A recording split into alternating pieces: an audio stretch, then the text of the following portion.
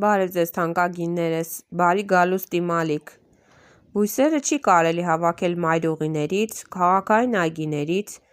բոսապարտեզներից և քաղաքային և ոչ քաղաքային փողոցներից։ Ժամանակակից մեքենաները և տեղափոխման միջոցները արտադրում են թափոններ, որոնք պարունակում են թունավոր քիմիական նյութեր և ծանր մետաղներ։